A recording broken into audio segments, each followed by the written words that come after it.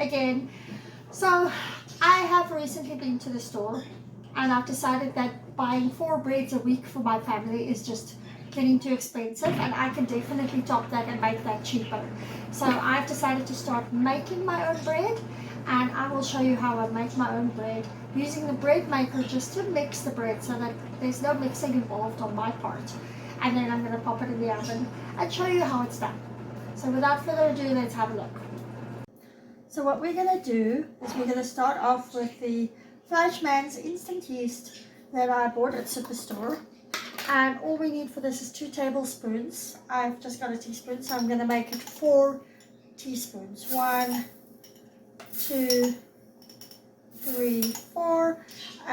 4 teaspoons is basically the equivalent to 2 tablespoons. And then what I'm going to do is I'm just going to add the sugar. This is just normal sugar.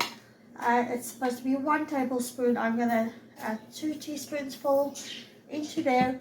And then what we need to do is we need to add lukewarm water. So I'm going to add some lukewarm water, 1 cup of lukewarm water. You have to make sure that it's 1 cup and that it's lukewarm. If it's too hot, it's going to kill the yeast. And if it's too cold, the yeast won't break up. So what we're going to do is we're just going to close this is a bread maker. I'm going to close the lid of the bread maker. I find that the water stays warm in the colder weather. It stays warm in the bread maker, and then the yeast breaks up properly. So we're just going to leave that for 5 minutes and then come back.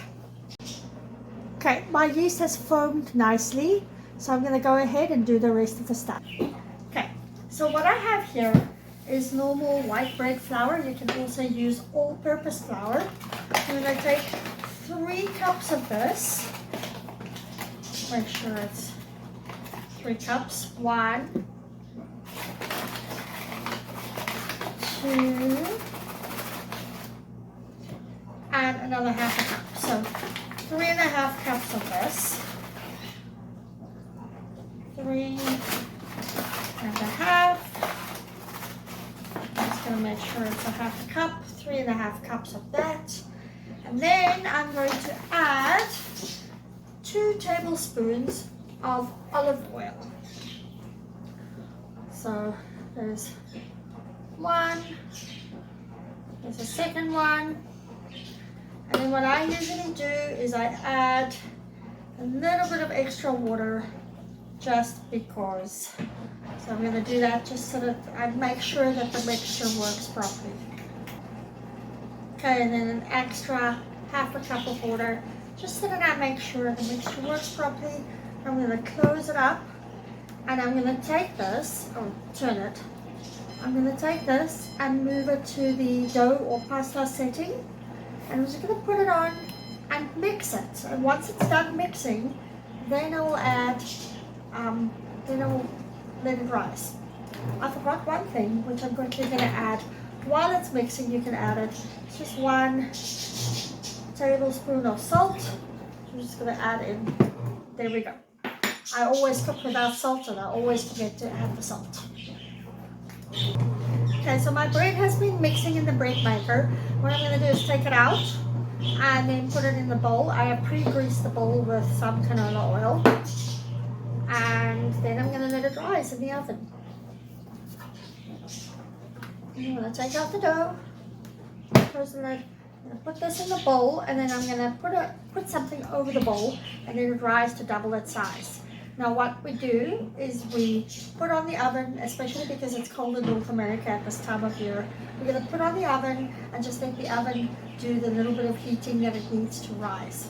I'll show you how. So I've preheated the oven to 175. I'm actually going to switch that off and let the oven stay open a little bit. It just provides that extra little heat that you need to rise the bread. I've covered my bowl, and now I'm going to put my bowl in the oven. But what I'm going to do is I'm going to leave the oven slightly open and come back in a little bit to check on the bowl and the temperature in the oven. Once it's cooled down to about half the heat that it is now, I will close the oven lid and just wait for it to rise.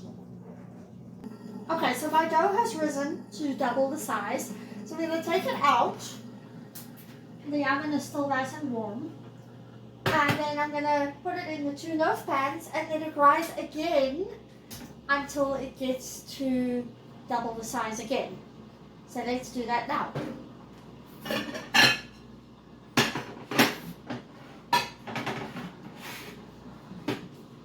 Lifting down the dough, and then I'm just going to divide it in half and then put it in 2 loaf pans, stretch it out properly. This time I want 2 loaves. Usually I make 1 loaf, but this time I want 2 loaves, so I'm going to let it rise again, but in 2 loaves. So it'll be a little bit smaller. There we go.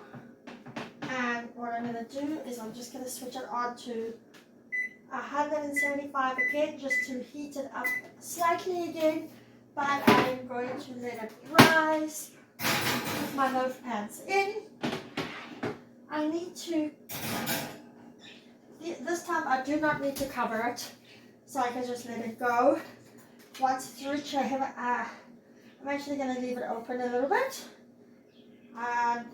Well, I'll close it, and then once it's reached 175, I'll open it slightly so that it doesn't kill the yeast and the rising of the bread. It is important to note that I have opened the oven and I've switched off the oven once it got to 175. So now it can just once again start rising. The cool air can get into the oven, but it stays warm enough for the dough to rise. In summer, you can actually just leave it on the counter and it'll go faster, but this is a cold month. It is cold in the house, and so we're using the oven. All right, I think I have gotten all the rising that I'm going to get out of these loaves. So I'm going to put on the oven to 375 and just wait for it to heat up, and then I will put the loaves into the oven and see how long it needs to go in for. I think around about 15 minutes and it should be done, but we will see. So I am busy taking the bread out because I believe that it is done. Wow, that's hot. And we are just going to turn it around and let it cool down and switch off. And there you have it, delicious homemade sandwich bread that has been mixed in the bread maker and made in the oven. I could have used a larger loaf, just 1 loaf pan would have made a larger bread, but I decided I'd rather have 2 smaller loaves. So now you can eat anything with this bread. You can toast it, you can put some butter on, you can put some jello or jam on, you can make a PB&J sandwich out of it, anything you want. So I've done my bread. It's baked, it's nice and brown, it's yummy and delicious, you've seen it. And so we are going to eat that bread tonight with some potato and leek soup. I will add a link at the top here to the potato and leek soup recipe. And then what we're going to do is we'll probably have a little dessert with it as well. I hope that this has been helpful. I hope that you've learned how to bake bread and that you can use this to save some money. So please like my video. Please subscribe to my video.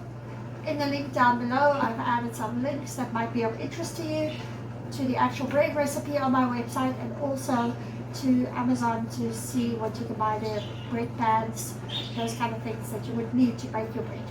So until next time, see you again.